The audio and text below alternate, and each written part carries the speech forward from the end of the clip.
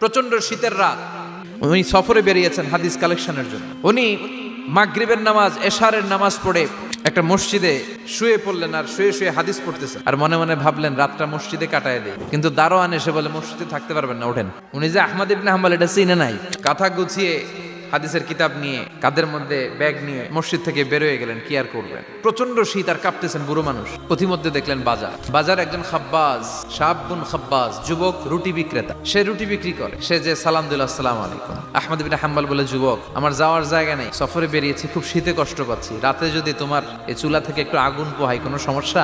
যুবক বলে, না না সমস্যা না, আহলান ওয়া সাহলান, বসে আমদের আসেন আসেন, আপনি আগুন পোহাইলে আমার সমস্যা কি? আল্লাহ শুকরিয়া করে উনি বসলেন আর আগুন পোহাচ্ছেন। আর খেয়াল করলেন যুবক রুটি বানায় আর পরে আস্তাগফিরুল্লাহ, রুটির দলা বানায় পরে আস্তাগফিরুল্লাহ, খামির বানায় আর পরে আস্তাগফিরুল্লাহ, খালি এইটাই পড়তেছে। ইমাম আহমদ ইবনে হাম্বল তো অবাক, কিরে এটা আবার কেমন যুবক, খালি আস্তাগফিরুল্লাহ। উনি প্রশ্ন করলেন, যুবক ঘটনা কি? আসার পর থেকেই তোমার দেখতেছি তুমি রুটি বানাও, রুটি বিক্রি করো আর পড়ো আস্তাগফিরুল্লাহ।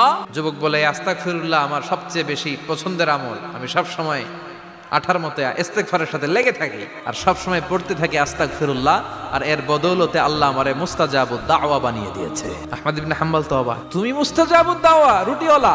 আমি এত বছর হাদিস পড়াই, আমিও তো মুস্তাজাবুদ দাওয়া না, তুমি দোয়া করলে সব কবুল হয়ে যায়? যুবক বলে, নাম আনা মুস্তাজাবুদ দাওয়া, আমি আমার জীবনে যত দোয়া করেছি কবুল করে নিয়েছে কে? সব দোয়া কবুল করে নিয়েছে আল্লাহ, একটা দোয়া ছাড়া। কি সেই দোয়া?